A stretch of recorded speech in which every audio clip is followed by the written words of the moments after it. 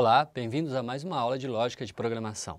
Na aula passada nós tivemos a introdução a esse assunto e nós já aprendemos algumas coisas a respeito dos fluxogramas, dos pseudocódigos.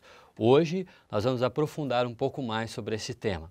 Nós vamos começar falando, por exemplo, sobre os tipos de dados. Os tipos de dados eles são importantes para a gente poder trabalhar com a linguagem de programação e na lógica de programação, porque todos os valores que nós vamos operar, eles precisam ser armazenados em algum lugar.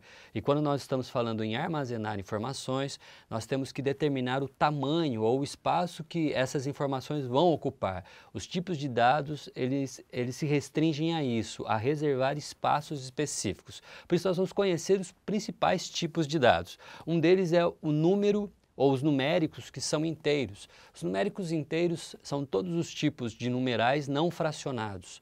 Como uma idade, por exemplo, quando alguém pergunta quantos anos você tem, você não fala eu tenho 12,5 anos. O número é inteiro, eu tenho 12 anos, eu tenho 20 anos, eu tenho 40 anos. Esse é um exemplo de um número inteiro. Os números inteiros não fracionados, eles também podem ser positivos e também podem ser negativos. Então você pode armazenar menos 15, mais 38, o número que você precisar, desde que ele não seja fracionado. Quando esse número ele precisa de casa decimal, nós chamamos ele de numérico flutuante, ou também chamado como um número real, do conjunto dos reais. Mas esses números fracionados, eles já são números que precisam de uma casa decimal, como uma porcentagem, o preço de um produto, o resultado de uma fórmula. Então, você vai armazenar valores positivos e negativos que possuem casas decimais. Outro são os caracteres ou os literais, que são letras, textos, o nome de uma cidade, o nome de uma pessoa, uma descrição de um produto ou até mesmo valores numéricos que são literais porque eles não são calculáveis ou não são usados para cálculos, como o CEP de uma rua, o número de uma residência, e são considerados então caracteres ou literais. Um outro tipo de dado que nós utilizamos é o lógico, que é um tipo de dado específico usado apenas para armazenar dois valores, verdadeiro ou falso.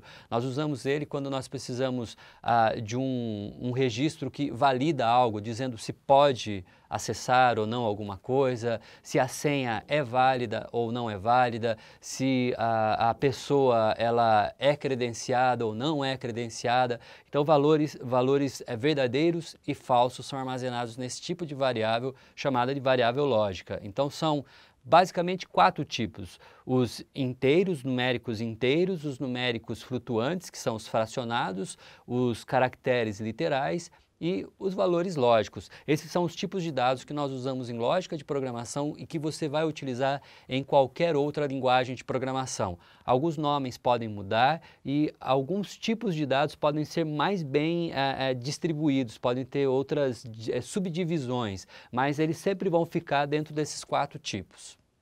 Agora que conhecemos os tipos de dados, nós precisamos saber aonde trabalhar esses tipos de dados. E por isso nós vamos falar um pouquinho sobre as constantes e as variáveis, que é justamente onde nós definimos o tipo de dado.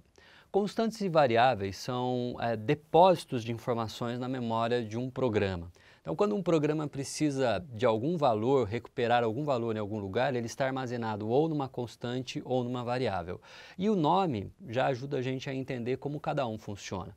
Constantes são valores que são definidos pelo desenvolvedor do programa e que durante todo o percurso do programa eles não podem ser alterados, por isso são chamados de constantes. Valores constantes são comuns, como por exemplo o número de π, que é 3,14. É um número constante, ele não muda nunca, dentro de um programa é assim que funciona.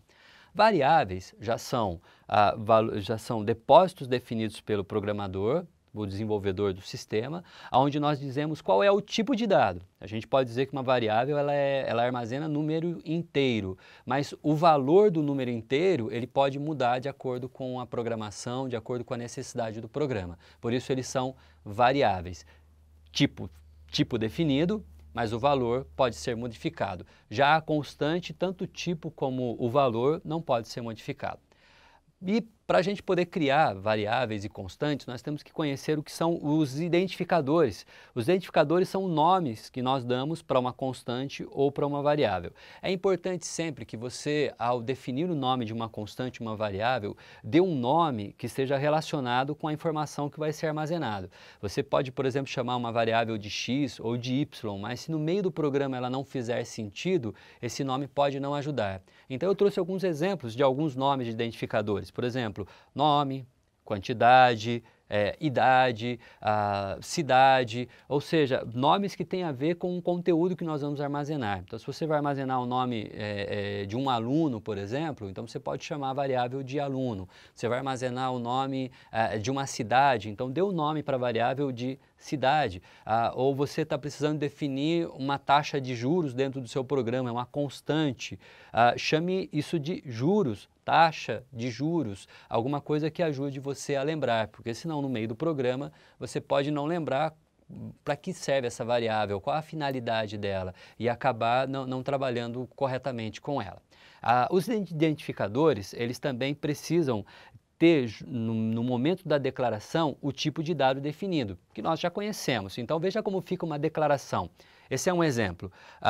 Nós informamos, declare, então, o nome da variável, e aqui nesse caso eu estou criando duas variáveis e uma constante. A variável nome como caractere, ou seja, essa variável nome ela vai armazenar valores literais, caracteres, o nome de uma pessoa.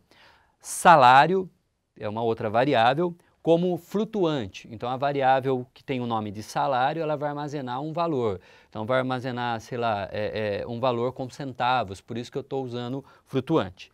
E juros, como 1,25. Juros é uma constante que eu estou declarando, por isso eu digo o valor que ela está recebendo. E durante todo o percurso do programa, ela sempre vai valer 1,25. Para eu mudar o valor dessa constante, eu preciso mudar o meu programa. Por isso, então, ela é definida no início do programa e qualquer momento do programa que eu precisar mexer, a constante juros ela vai ter esse valor, 1,25. Tá? Bom, e ainda falando sobre os tipos de dados, e no caso o tipo de dados e as variáveis, a gente precisa também conhecer a atribuição de valores, que é representado por esse símbolo, essa flecha. Essa setinha, ela indica que uma variável pode absorver um novo valor. Então veja alguns exemplos. Aqui a variável nome que nós criamos, ela está recebendo o valor Joãozinho, e está entre aspas porque é um valor que nós consideramos literal ou caractere. Idade está recebendo o valor 15, salário está recebendo o valor 1.500. Então, o símbolo de atribuição é essa seta e eles dentro de um programa ou do pseudocódigo, ele significa que uma variável está absorvendo um novo valor, ela está recebendo um novo valor. Todo o cálculo que nós fazemos, nós podemos atribuir a uma variável, ou até mesmo um valor direto, como é o caso de Joãozinho, ou 15, 1.500, que nós estamos atribuindo diretamente. Nós vamos ver outros exemplos onde a gente pode, por exemplo, somar um valor e atribuir a uma variável qualquer.